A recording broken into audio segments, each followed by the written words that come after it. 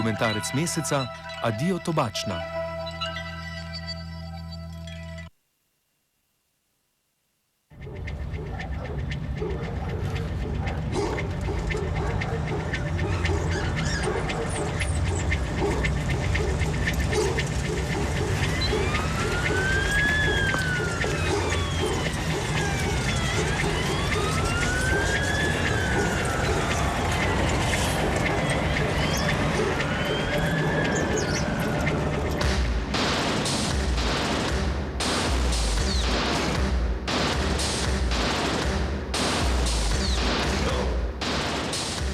Moje ime je Drago, v tobačni delam že 17. leto in to v pripravi tobaka. Povedati moram, da me je ta situacija zelo pretresla, kakor vse člane kolektiva. Mislili smo, da bo po 134 letih ta firma še trajala in trajala. Zaposlena sem v tobačni 15 let v proizvodnji cigaret. Delamo že 6 let nočno izmeno, po 12 ur. Imela sem zelo dober kolektiv in sodelavke, dobro vodstvo. Zelo sem pa razočarana na državo, ki nas je pripeljala tako daleč, da se zdaj tobačna zapira. Nas so dobesedno prodali. Tujci pa z nami delajo kot številka, ne z ljudmi. In prav skrbi mi, kako bomo preživeli naše otroke, naše družine in kam se to pelje, kje se bomo zaposlili in kako bomo lahko normalno živeli življenje.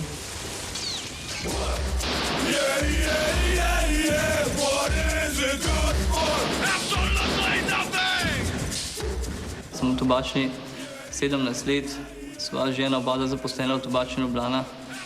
Mislim, da je tole sramota, da je taka firma po 135 letih propad z zelo dobrimi rezultati, s kvaliteto, ki so primerjali v celi Evropi.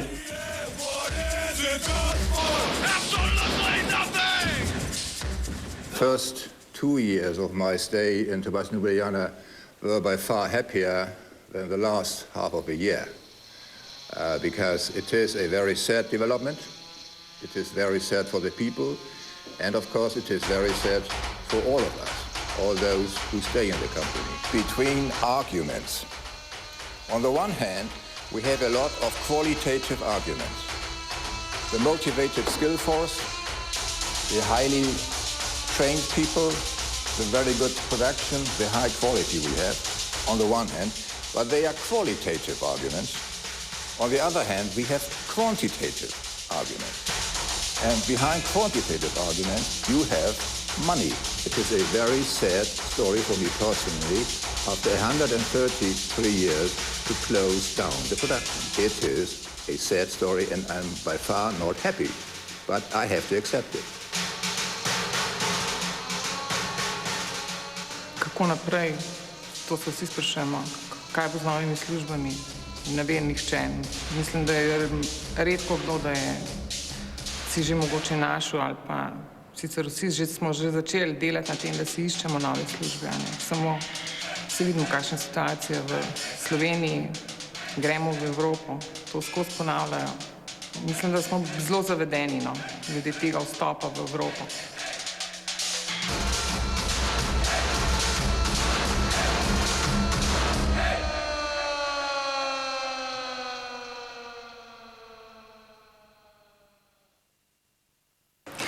Mogoče bi bilo preveč teatralno reči danes tobačna in nikoli več, ampak iz tega vidika pravzaprav pomen zbirke Tobačnega muzeja samo raste.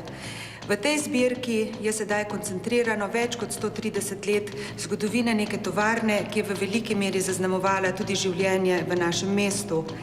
Ravno zato, ker je ta zbirka razglašena za kulturni spomenik in pomeni odgovornost tako Mestnega muzeja Ljubljana po strokovni plati, kakor tudi lastnika tobačne, pomeni, da si bomo morali in iz strani Mestnega muzeja Ljubljana si bomo prav gotovo prizadevali, da bi ta zbirka ostala ohranjena v ambientu, v katerem ima v kontekstu edino smisel. V kompleksu spomeniško zaščitene tobačne tovarne in kompleksa v celoti.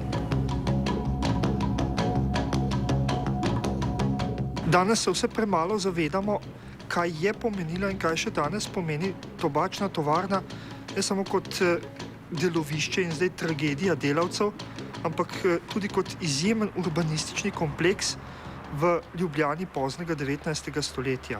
Ljubljana je imela takrat med 20 in 30 tisoč prebivalcev in to pomeni praktično četrtina aktivnih žensk vsega mesta, ki je bila zaposlena na tem mestu. In jasno, da so te ženske s svojimi rednimi plačami ne samo oplemenitile življenje svojih družin, da so bile drugače emancipirane, ampak da je to vplivalo na razvoj najprej Kareja kot takega, potem pa vseh sosednjih območij mesta samega.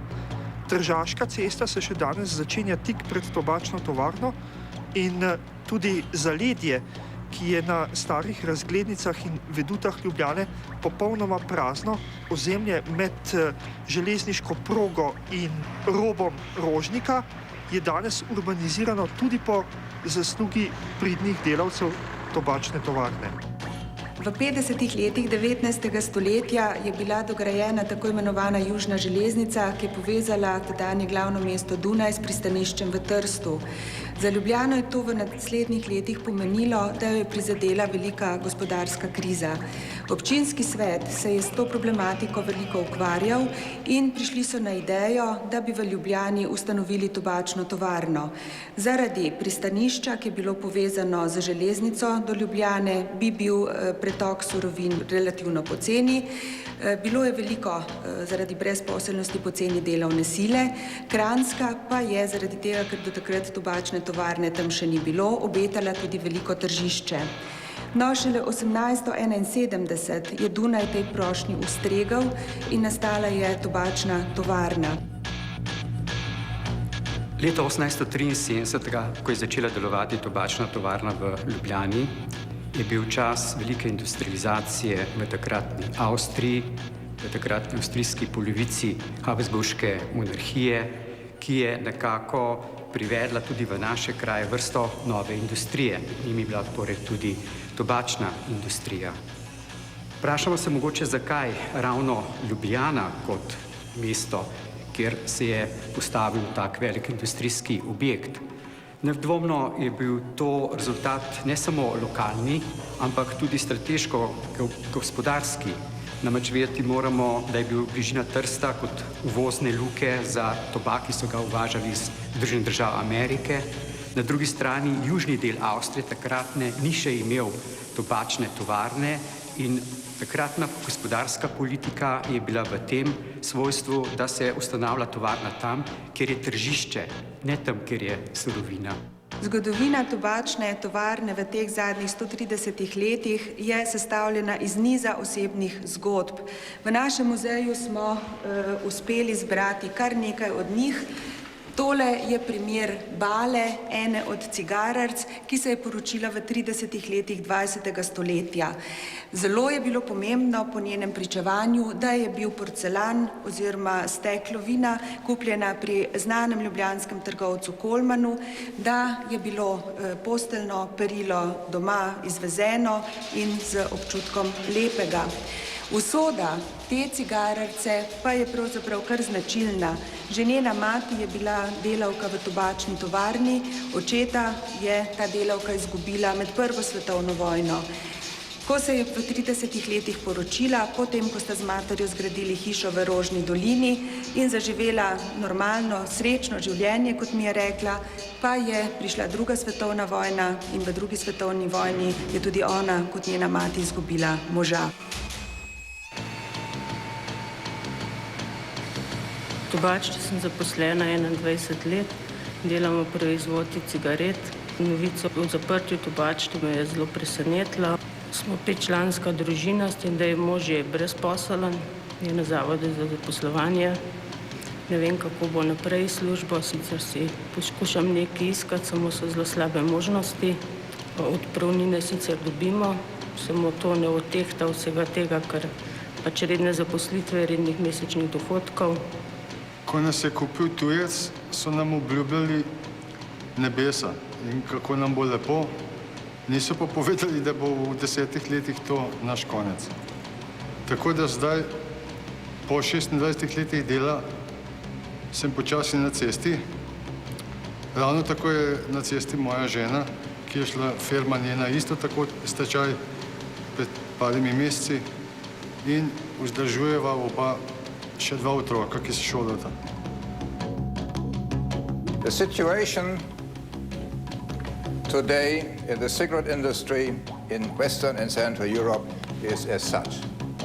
Here we have Europe.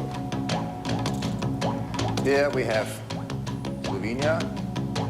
Here we have other countries like Hungary, Slovakia, Poland.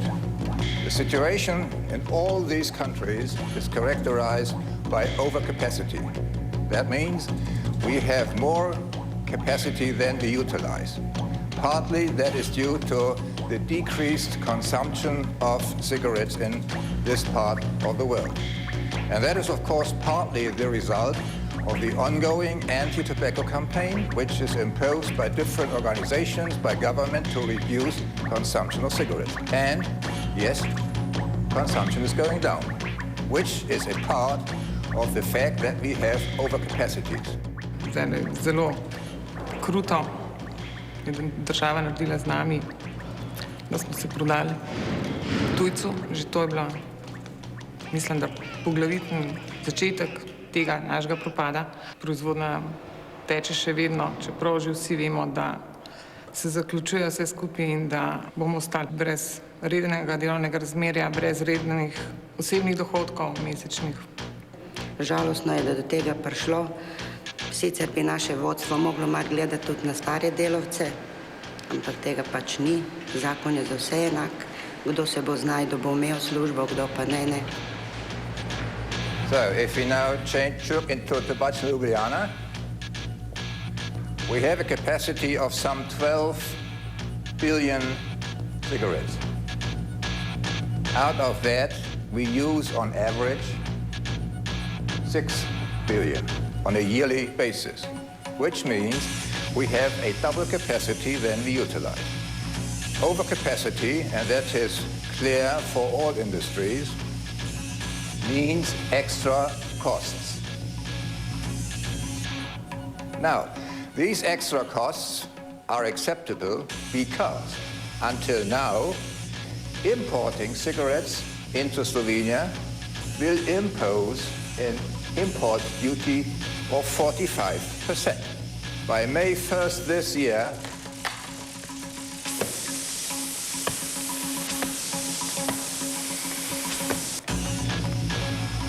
there will be no import duties. It is more efficient, it is profitable to import the goods from Europe into these countries. And that is why it is not a big surprise that the announcement has been made by end of January that the production sites in Slovenia, in Hungary, and in Slovakia will be closed down because they are part of the accession countries. And that is the rationale for closing down production in Tobačna Ljubljana.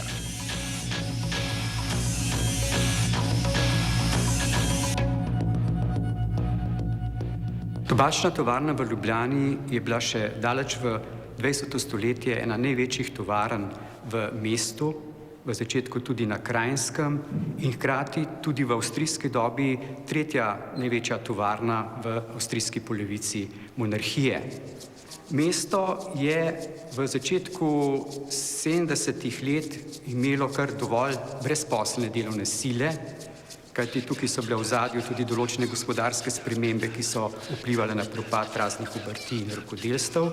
Politika zaposlovanja ženske delovne sile je imela svoje pluse v več stvareh. Te delovne sile je bilo dovolj na tržišču, njihova cena dela je bila nižja od moške delovne sile in prihajale so predvsem iz mesta samega, sčasoma pa tudi iz okolice mesta, zlasti iz Viča, Glinc, potem tudi od Ježice do Medvod, potem do Vrhnike na tej južno-zahodni strani in večinoma so te delavke prihajale peš iz bližine mesta, medtem ko ostale pa so uporabljali na primer tudi vlak. Iz skromnih začetkov se je izredno hitro razvila, saj je imela ob koncu 1871. že okoli 1000 zaposlenih, medtem ko je imela na začetku 20. stoletja, se pravi nekaj desetletij kasneje, skoraj 2500 zaposlenih. S tem je v nadaljnjih desetletjih pustila za svojimi zaposlenimi, svojo proizvodnjo, bistven pečat tudi na razvoju mesta Ljubljane. Zakaj je bil pravzaprav interes ženske delovne sile v Ljubljani tako velik za zaposlitev v tobačni tovarni?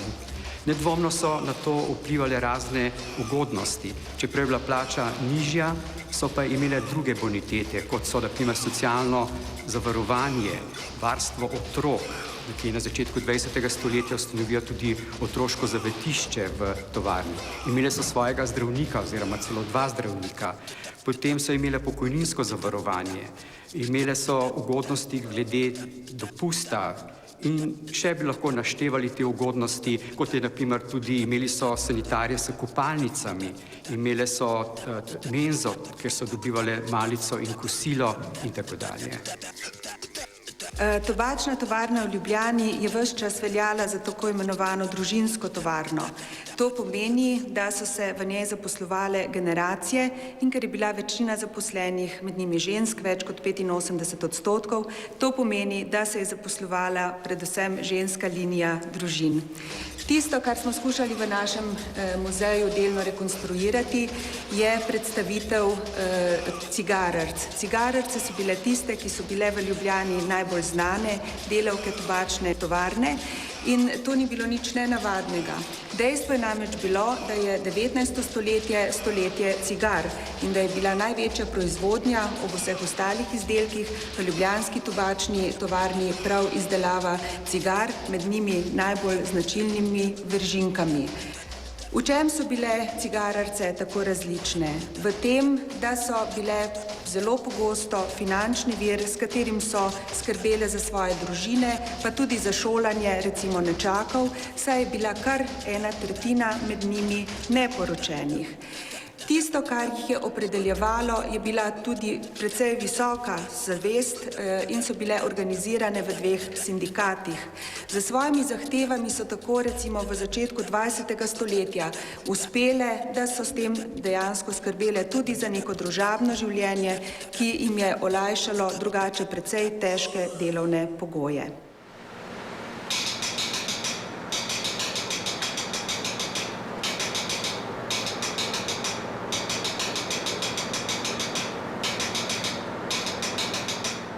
Tobačno sem prišla pred 21 leti.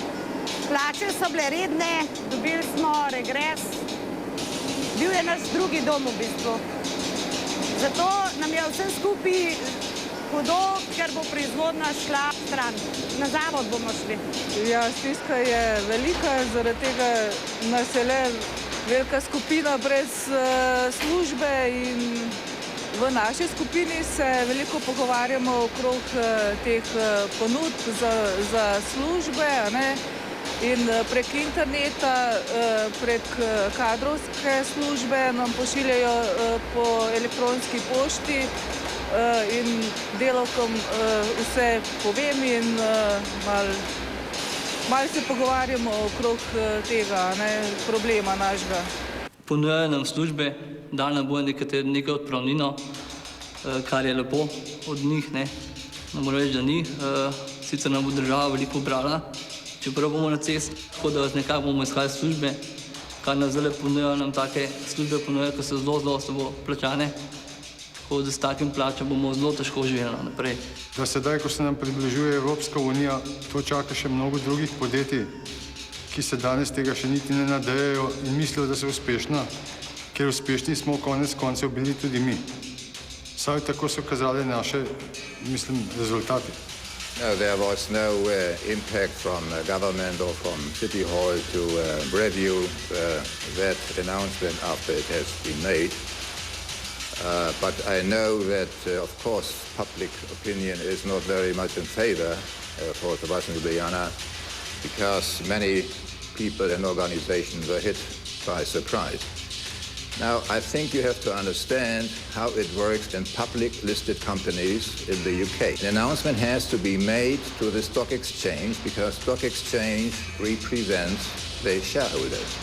So I had no chance to inform anybody prior that announcement which was made by the group to the London Stock Exchange. So some people felt a bit surprised and they wished to be informed earlier.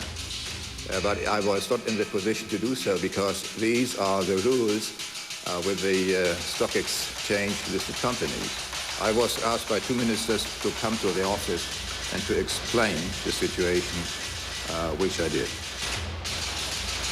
Občutki, ko zveš eno tako novico v nekem kolektivu, kjer si se dobro počutil, ker smo bili sorazmerno dosti familiarni, dosti povezani, poznali težave drug drugega. Je to dogodek, kot da stojiš na pogrebu svojega dobrega prijatelja, ki te naenkrat zapustil, ga naenkrat več ni, odhaja, ti si sam s svojimi težavami in skrbmi. Otroci so s tem seznanjeni, se veliko pogovarjamo, ne. Verjetno bojo za marsikatera stvar prikrajšan, pač pa v raznih interesnih dejavnostih, izletih, ker pač živa brezposelna, marsikaj ne moreš privoščiti. Sem predsednik sindikata Tobačna Ljubljana, profesionalni 2 leti in pol. V tobačni sem zaposlen 32 let.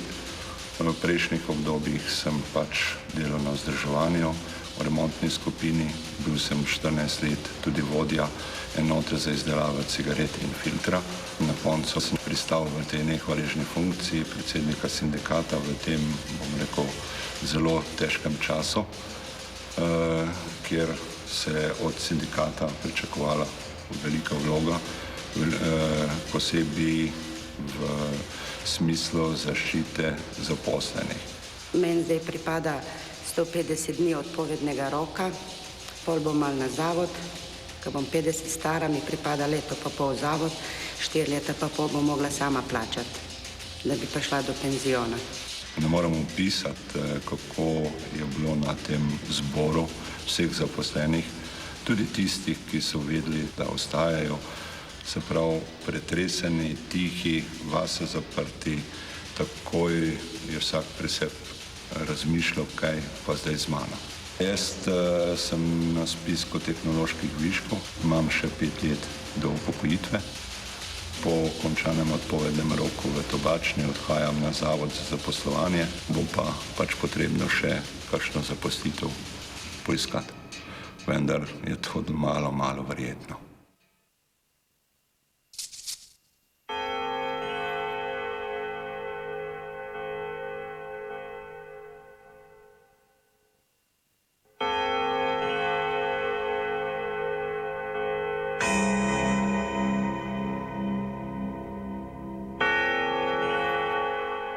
Delavke so bile v avstrijski dobi od 90-ih let dalje, 19. stoletja, organizirane pravzaprav po 2 smereh. Na eni strani imamo Krščansko-socialno zvezo, ki je delovala v tovarni in večina delavk je pripadala, bi rekel, tej krščanski struji, le manjšina pa socialdemokratski struji. Ta razmerja ideološka, nazorska so se kazala tudi v tej tovarni in hkrati se pokazala najbolj v raznih, bi rekel, stavkah. Najbolj znana stavka je bila leta 1904. v tej tovarni. Delavke, ki so zahtevale krajši delovni čas, višje plače, to se pravi neke klasične zahteve so imele, da se zdravnik, zakaj se mi zameril, odpusti. Kar je pa najbolj zanimivo, odprle so se tudi uvajanju novih strojev. Zakaj? Ker ti stroji so jemali delo ljudem.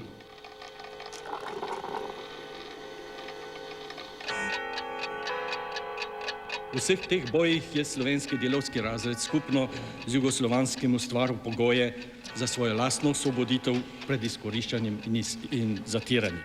Ja, ko sem zvedel, da se nameravajo lastniki odločiti, da bodo tovarno ukinili, sem bil kar šokiran.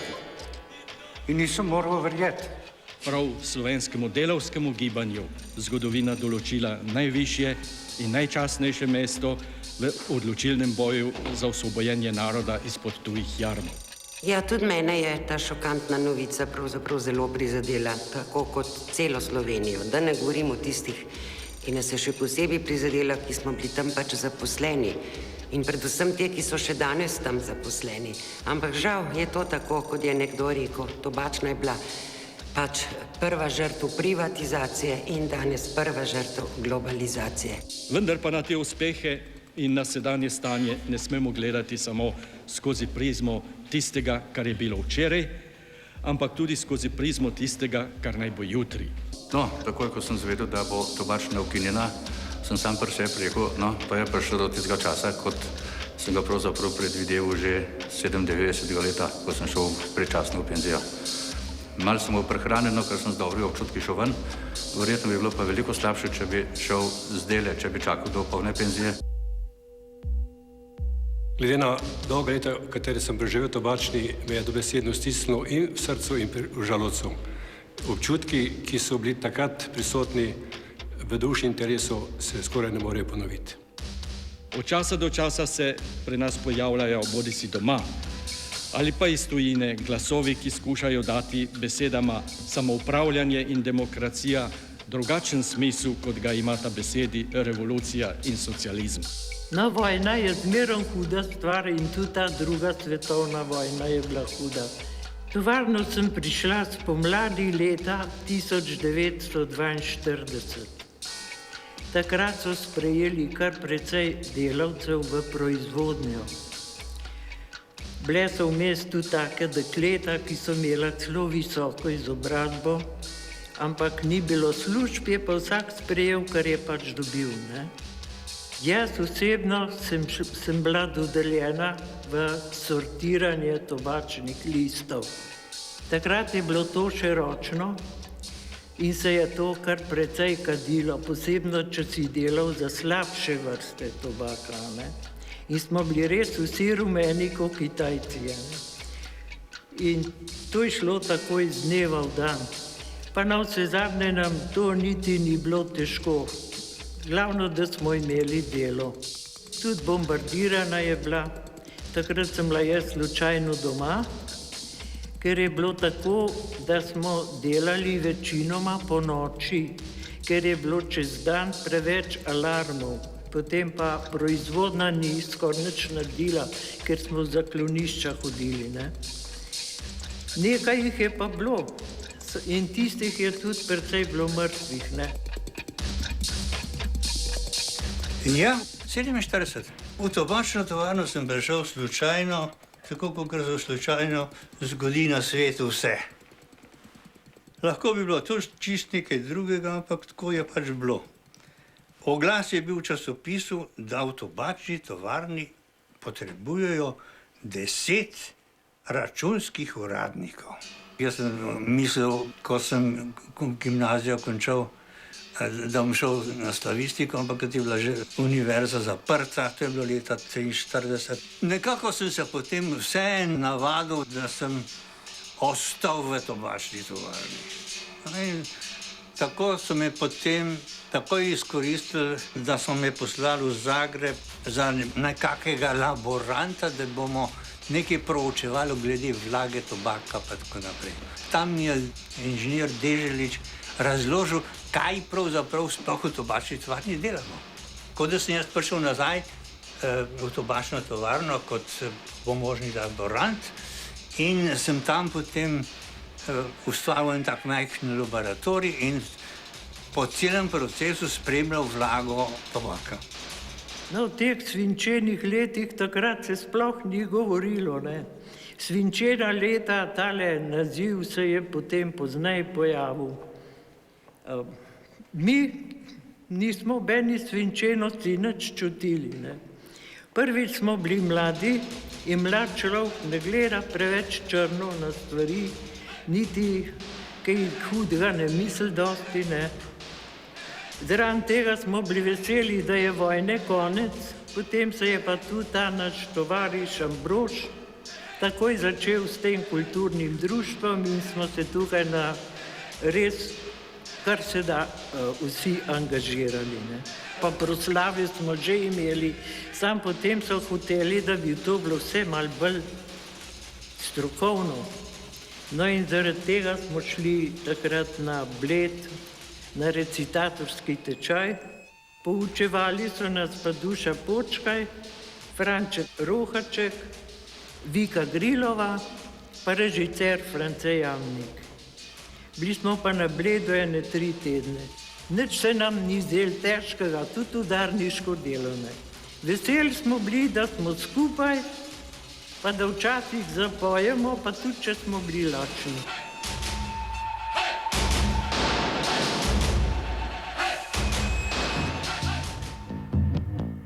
Srimšek je bil, da tako rečem, partizanski direktor, ampak zelo inteligenten in je pustil oziroma prisiljeval mlade, delajte.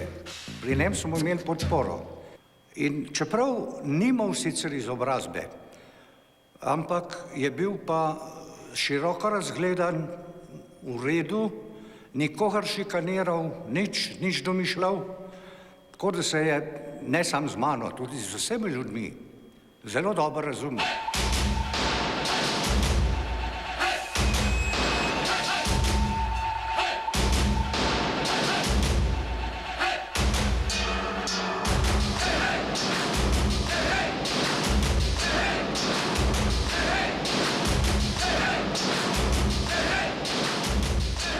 No, k sreči so potem leta 50 pa generalno direkcijo razpustili in jaz sem ostal v Ljubljani in dočakal končanje prve 5-letke. Tako smo imeli potem v tobačni tovarni proslavo. Ko sem prišel v tobačno, sem prvič videl stroje v taki obliki in v taki količini, kot so tukaj bili. Tobačna je bila takrat že množinska proizvodnja in so pač morali stroje biti res zelo preprosti, ampak sem imel pa svoje čare za pogledati. Da smo povezave med stroji sami delali, je bilo pravzaprav nuja, ker tudi če bi denar imeli, ga iz Beograda ne bi dobili za nabavo komplet linije. Vzdrževalce smo imeli sami dobro opremljene vzdrževalne delavnice in potlej smo pač vodstvo sklenili, da mi kupimo samo glavne stroje, ki jih tle nismo mogli narediti, oziroma v Sloveniji nekjer, oziroma v Jugoslaviji, vse povezave in dodelave in to pa smo naredili sami. Ko sem jaz prišla v tobačno kot mlada pripravnica direktno z faksa, je bila to seveda v večini ženska delovna sila. V proizvodnji je bilo več kot 80% zaposlenih žensk. Naj povem, da je bila takrat struktura, kot bi danes rekli, taka, da je bilo s fakultetno izobrazbo zelo malo ljudi. Mislim, da smo bili samo 3, ki smo imeli takrat visoko izobrazbo.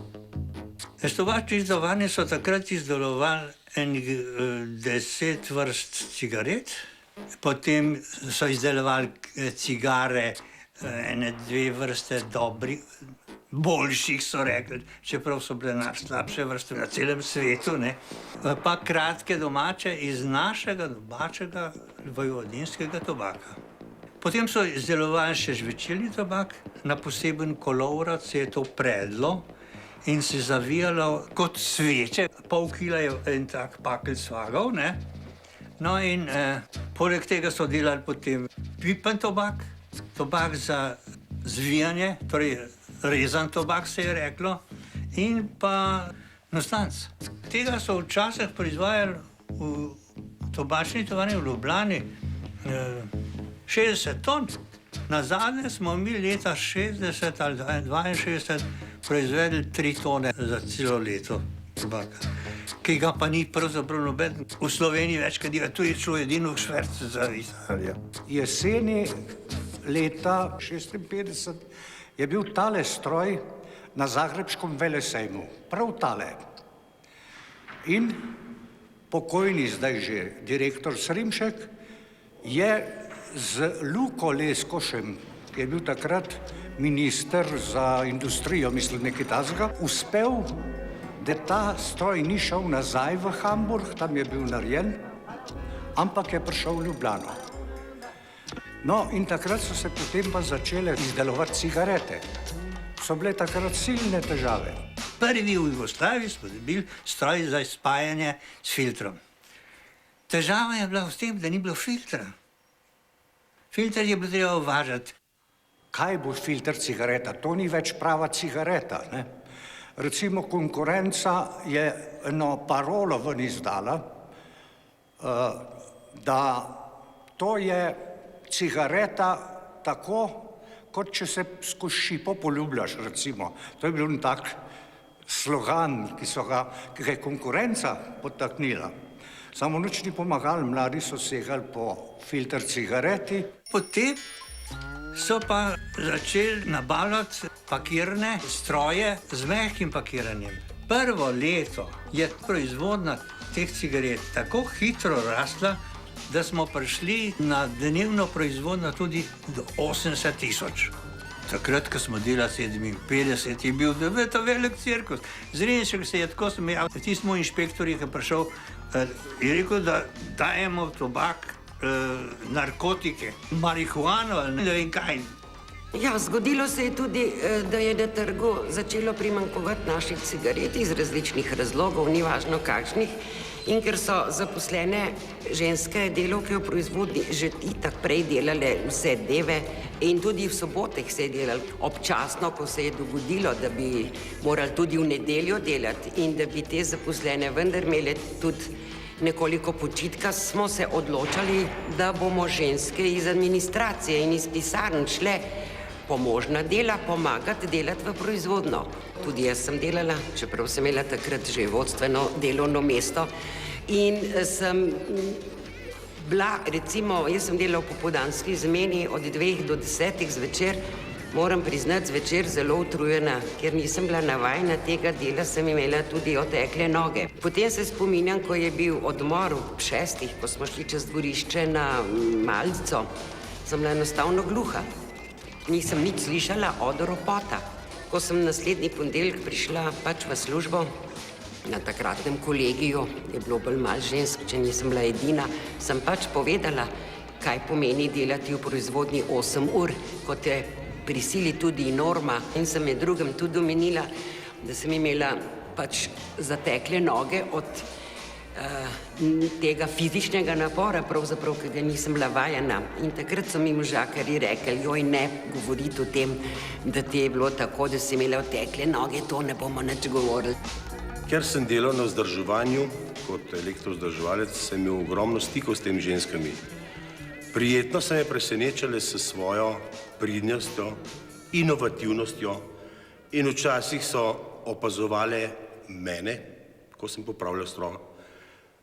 Včasih me sploh niso potem več rabile, ker so tudi same točno opazovali, kaj se je dogajalo. Vse skupaj je bila pa borba za čim boljši zaslužek. Ne moram pozabiti starejših strojev, ko so ženske, da so stroji tekli hitreje, navijale na jermenice, cunje, da so si priborili kakšen dinar več. Proizvodnja mora laufati in vzdrževalci so morali pač stroj sposobiti da delo z rezervnimi deli in si ga pač dobil, kakorkoli si ga dobil.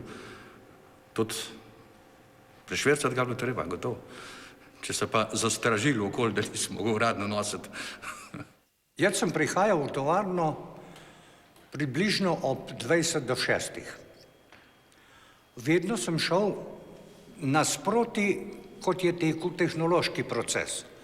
Tako da sem najprej prišel v pakirnico in že videl, koliko je zalog tam, koliko je bilo narejenega. In istočasno so delavke, ki so se pretežno vozile, so bile malo čez 5:30 že tle, ker je bila taka avtobusna veza. In potem so zjutraj kavico kuhale in so me običajno povabile na kavo v pakirnici in tam sem že, preden sem do svoje pisarne prišel, že vse zvedel in čveke in tisto, kar je bilo res, vse so vedele, ne. No, če bi v osnovi pogledal, zaposleni tobačni so bili pravzaprav družinske ekipe zaposlenih, tako da so delali noter stari starši, otroci in tudi vnuki od teh že skoraj. Oni so kot mladi delavci izredno hitro začeli tukaj noter delati in so vedeli, da bojo noter do penzije, ko se bojo pač nehali delati. In to je bila zavest, da drugega ne obstaja, kot samo tobačna. Ko so bili starši not in se debate so se vrstili okoli tobačne. Plača v tobačni nikoli ni bila prav visoka, ne? To je pa pravzaprav ta stalnost plače, ko se je zmeraj dobil malo drugače na uro točen, je pa tudi precej odtehtal. Tovarna je bila sploh znana potem, da poskrbi za svoje zaposlene. Naj na primer povem, da je takrat vladalo eno mnenje v Ljubljani, da je zanimivo priti v tobačno, ker zelo hitro prideš do stanovanja. Ob tako zvanem Jazbinškovem zakonu smo 300 stanovanj prenesli v ta sklad, da so jih potem pač ljudje lahko kupili. Danes se bo slišali morda za nekoga zanimivo, da smo kredite dajali na 25 let za 1% obrestno mero in ob takratni inflaciji je bilo to skoraj darilo. Moto, da rečem, hiše je takrat bilo samo zadovoljen delavec je dober delavec. Tako da je bila ta skrb za ljudi oboje stranska. Je bila tudi za podjetje koristna, saj so bili praktično bolniški zaostanki minimalni. K temu je dovolj prispevala ali pa zelo veliko tudi hišna ambulanta. Moram povedati, naj se pohvalim, da je bila oprema zobne, konkretna ambulante taka, ki so jo imeli samo še na kliniki zobni, nikjer druge. Potem recimo skrb za zaposlene ženske je bila tudi v tem, da smo imeli organiziran poseben tim, v katerem je sodelovala zdravnica, psihologinja in socialna delavka. Morate vedeti, 1000 žensk, 1000 problemov, domačih, tudi družinskih. Naši družbi bomo zagotovili napredek samo, če bomo še dalje krepili enotnost in družbeno moč delavskega razreda na čelu Zvezo komunistov in v tesni zvezi s kmeti in z delovno inteligenco v Socialistični zvezi delovnega ljudstva. Kot vodja maloprodajne mreže takratnega tovora za tobak sem pokrival prodajno mrežo v celotni Sloveniji, med ostalim tudi prodajalne oziroma mrežo na področju sedanje Srbije in Hrvaške. Po tej funkciji sem bil tudi član poslovne skupnosti tobačni industriji oziroma poslovne zajednice, se takrat rekla, v Beogradu, kjer smo se redno srečevali na operativnih sestankih in pravzaprav smo na te sestanke prihajali že z nekim občutkom zadovoljstva, da dejansko smo nekaj več ali pa nekaj boljše, kot je bila zadeva pri ostalih tovrstnih izvajalcih. Ja, zame je bil pravzaprav konc takrat, ko so cigare ukinili. Takrat so odpustili okrog 100 ljudi, dobro je. Vsi so dobili službe. Eni so tudi potem nazaj prišli v tobačno in so delali, ko sem bil jaz v službi kakovosti, kontrolor. Jaz sem pri cigarah užival. Veste, da sem jaz sam prenesel celo proizvodnjo cigar, pipenega tobaka, žvečilnega tobaka v Zrenjanin in sam tam izučil in strokovno vodil, da je ta proizvodnja dol stekla, ne vem, če še dela, takrat je bilo zame konc. Čeprav sem užival tudi potem v službi kakovosti, ampak takrat je bilo pravzaprav zame zaklavan. Ob osamosvajanju Slovenije je bil v naši tobačni posebni režim. Cele noči smo dežurali, čuvali našo tobačno, saj smo jo sami svojimi rokami tudi pridelali. Neštetokrat smo hodili na bojne položaje do naših osvoboditeljev, katerim smo nosili cigarete za krajši čas. Zato je razočaranje ob zaprtju tobačne tovarne še toliko večje. Smo bili priča eni največjih podjetniških transakcij v Sloveniji doslej. Trenutno sem zaposlen v tehničnem sektorju kot vodja energetike in pa vzdrževanja objektov. Sem prav tako na seznamu, viškov, bom pa še ostal v tobačni do končnega zaprtja oziroma do selitve same tobačne, potem pa še ne vem, kako naprej. Je pa večina, jezna na državo, konec koncev nas je prodala v bistvu za drobiž in se odrekla odločene o sami usodi tobačne. Zato mislim, da tudi med samim delavci ni občutka krivde v bistvu za današnje vodstvo, kaj se dogaja za tobačno danes, ampak kaj se dogaja takrat. Obiskovalci so si lahko ogledali tudi tobačni muzej. Jaz sem bil leta 1991 že takrat direktor razvoja in proizvodnje. Zakaj smo lastnine? Je bolj vprašanje države kot tobačne sama. In to je šlo za nekih red veličine okrog 65 milijonov mark. Okrog 50 milijonov mark pa moral ta investitor vložiti v modernizacijo tovarne. Takrat je bila splošna tendenca izbrati tuj kapital, ki se bo pri nas oplajal in tako naprej. In v tej veri smo se mi in vse ostali tudi lastnine, kot zdaj vidimo po 10-14 letih, je zelo veliko tovarn pravzaprav tle napak šlo. Za Tobačno Ljubljana se leto zaključuje drugo donatorsko leto. Ali smo naredili napako pri odločitvi, zdaj je lahko po bitki biti pametni. Jaz sem še danes prepričan, da ne, da smo se odločili, da pač s tujim kapitalom sprivatiziramo tobačno. V naši okolici nikjer ni nobenega tobačnega proizvajalca več, ki bi bil samostojen. Vsi so vključene velike multinacionalke. V svetu velike svetovne znamke rastejo, drobne ugašajo. Tako da je bila ta usoda tudi za tobačno. Seveda pa si tudi približno nismo mogli predstavljati takrat, ko smo se za to odločili, da se bo zgodila takšna odločitev, ki so jo zdaj sprejeli angliški lastniki, ki je zame še zmeraj nerazumna. After the closure of production, of course, Tobačno Ljubljana as such will continue to stay as a cigarette tobacco company inside Slovenia. We will continue to market and to sell cigarettes. Of course, we will keep our two trade organizations, Tobačna Grossist and our retail chain Britva. And of course, we will continue to fight for market shares and we will fight for volumes and we will continue our business with all the good people we have. We simply will import the products from a different EU country and will not produce any longer in Tobačno Ljubljana. So, business is going to go on. Dogodek, ki se je zgodil s tobačno, s proizvodnjo Tobačne Ljubljana, je vsekakor ena najhujših stvari, ki se ti lahko zgodi kot direktorju ene take enote. To ni le izguba službe pa dohodka, ampak veliko več. Izguba nečesa, kar smo gradili skupaj. Skoraj vsi zaposleni v razvoju in proizvodnji bomo obdelali. Res je najbrž težje za nekvalificirane delavce, najbrž bojo malo težje dobili službo. Kar nekaj kolegov nas je dobili ponudbe, da bi ostali v firmi, sicer ne v Sloveniji, pač pa v ostalih tovarnah ali drugih področjih, v Evropi ali pa celo izven Evrope, ampak večina nas zaradi družinskih razlogov, ker smo več ali manj dost mlad kolektiv, tega ni sprejela. Kot predsednica sveta delavcev sem sodelovala v pogajalski skupini, ki se je pogajala z predstavniki kapitala. Zavedali smo se, da na spremembo odločitve lastnika ne moremo vplivati, zato je bil naš cilj iztržiti iz tega čim večji finančni efekt. Če upoštevamo dejstvo, kako draga je država, je potem končni iztržek mnogo slabši. In zdaj se sprašujemo, kje tovarne pa sploh bodo še delale, od česa bomo živeli. Če gledamo televizijo, kmetijstvo pravijo propada. Tovarne propadajo.